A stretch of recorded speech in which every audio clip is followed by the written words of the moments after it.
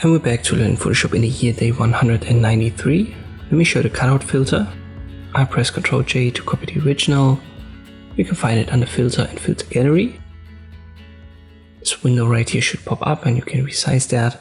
It's under artistic, the second option. You can also find it alphabetically via the drop down.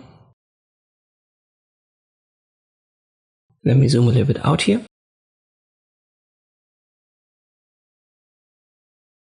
And now we have 3 adjustment options. First one is the number of levels. And this is the most impactful, I would say, because it controls how many color levels are used in the final image. So in this filter, and the more you add, the more time it's going to need to get processed. So keep that in mind when you have a slow PC.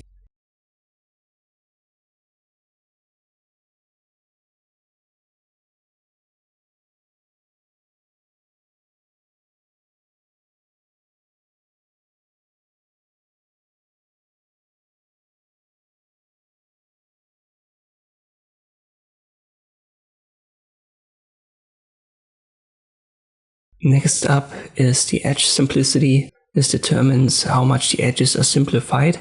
So the higher you go, the more abstract and angular your shapes will get.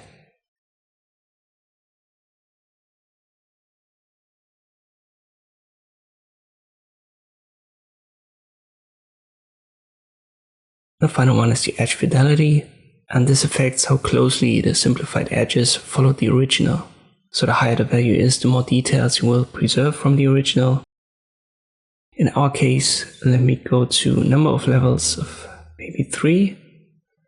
Edge simplicity, I go down quite a lot.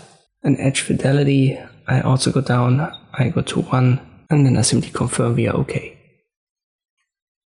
So here was our original, and here the cutout. I hope this video was helpful, thank you for watching, and I'll see you next time.